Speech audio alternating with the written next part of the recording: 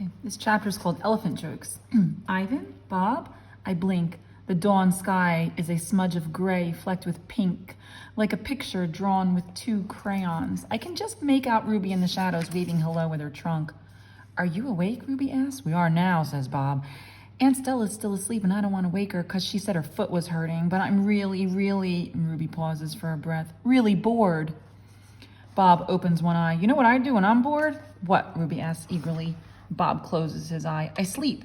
It's a little early, Ruby, I say. I'm used to getting up early. Ruby wraps her trunk around one of the bars on her door. At my old circus, we always got up early when it was still dark, and then we had breakfast and we walked in a circle, and then they chained up my feet, and that really hurt. Ruby falls silent. Instantly, Bob is snoring. Ivan, Ruby asks, do you know any jokes? I especially like jokes about elephants. Well, let me see. I heard Mac tell one once. A yawn. How can you tell that an elephant has been in the refrigerator? How? By the footprints in the butter. Ruby doesn't react. I sit on my elbows, trying not to disturb Bob. Get it? What's a refrigerator? Ruby asks. It's a human thing, a cold box with a door they put food inside. They put food in the door? Or food in that box? And is it a big box? Ruby asks, or a little box? I can see this is going to take a while, so I sit up all the way. Bob slides off, grumbling. I reach for my pencil, the one I snapped in half with my teeth. Here, I say, I'll draw you a picture of one. In the dim light, it takes me a minute to find the piece of paper Julia gave me. The page is a little damp and has a smear of something orange on it. I think it's from a tangerine. I try my best to make a refrigerator. The broken pencil is not cooperating, but I do what I can.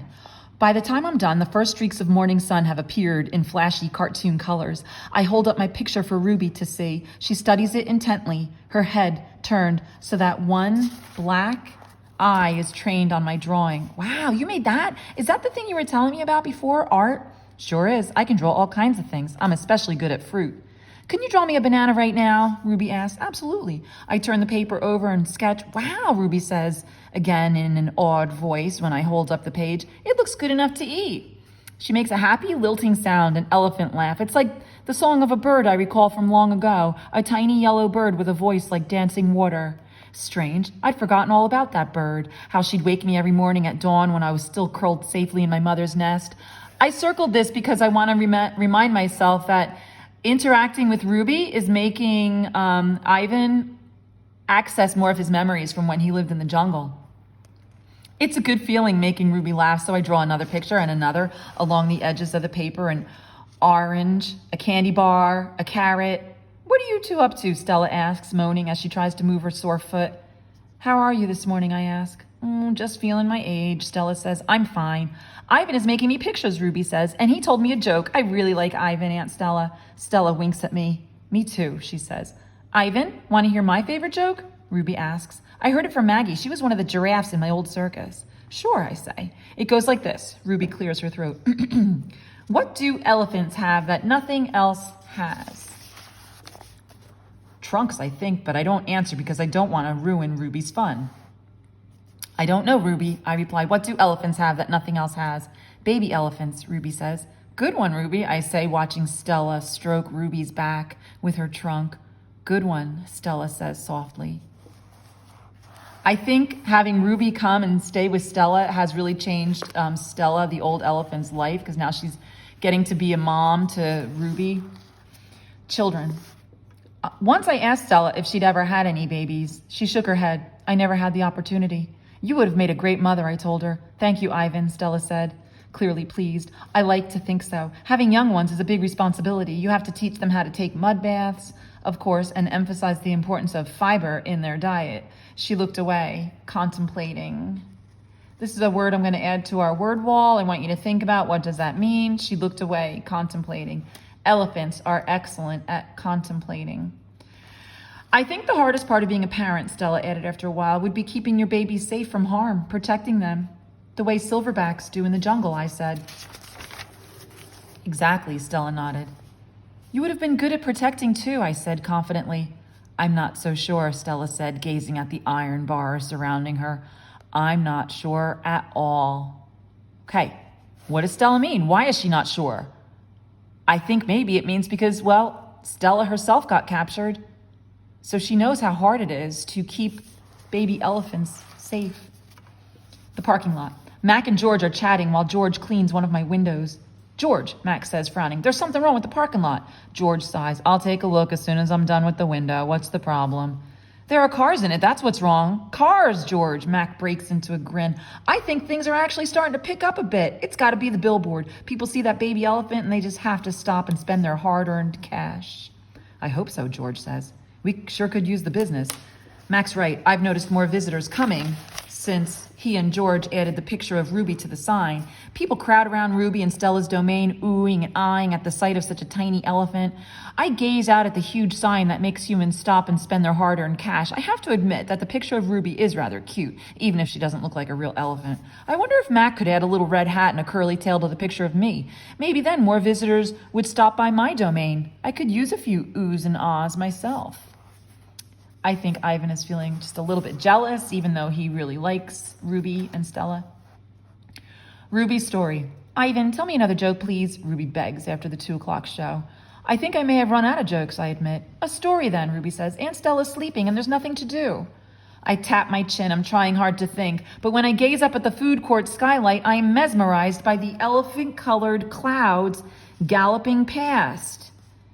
So, elephant-colored clouds galloping past. I think this might be a symbol. We talked today about symbols, and I'm thinking this might be one because it's really weird that the author just brings in clouds all of a sudden. So I'm going to make a little note of that. Ruby taps her foot impatiently.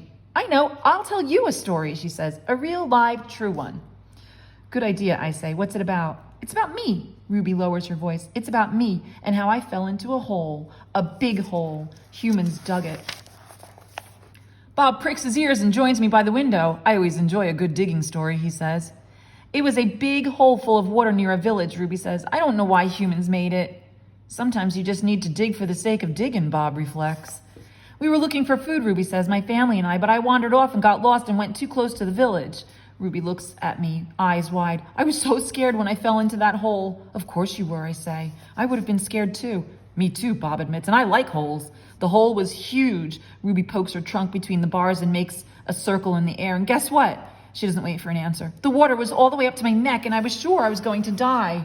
I shudder. What happened then? I ask. I'll tell you what happened, Bob says darkly. They captured her and put her in a box and shipped her off, and here she is, just like they did with Stella. He pauses to scratch an ear. Humans. Rats have bigger hearts. Roaches have kinder souls. Flies have... No, Bob! Ruby interrupts. You're wrong. These humans helped me. When they saw I was trapped, they grabbed ropes and they made loops around my neck and my tummy. The whole entire village helped, even little kids and grandmas and grandpas. And they all pulled and pulled. And, oh look, here's an ellipsis. Ruby stops. Her lashes are wet and I know she must be remembering all the terrible feelings from that day. And they saved me. She finishes in a whisper. And they saved me. Bob blinks. They saved you, he repeats. When I was finally out, everyone cheered, Ruby says. And the children fed me fruit, and then all those humans led me back to my family.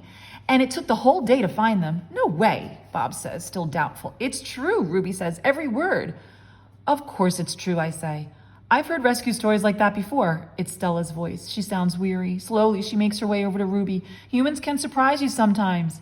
An unpredictable species, Homo sapiens. I underline that because you're going to learn this term in social studies. Bob still looks unconvinced, but Ruby's here now, he points out. If humans are so swell, who did that to her? I send Bob a grumpy look. Sometimes he doesn't know when to keep quiet. Ruby swallows, and I'm afraid she's going to cry, but when she speaks, her voice is strong. Bad humans killed my family, and bad humans sent me here. But that day in the hole, it was humans who saved me. Ruby leans her head on Stella's shoulder. Those humans were good. It doesn't make any sense, Bob says. I just don't understand them. I never will. You're not alone, I say, and I turn my gaze back to the racing gray clouds. Oh my gosh, here they show up again for no apparent reason, so I think it's definitely a symbol. I want you guys to try to think, what could those gray clouds that when we first saw them, he said they were elephant-colored clouds. I want you to make an inference about what those clouds might be symbolizing.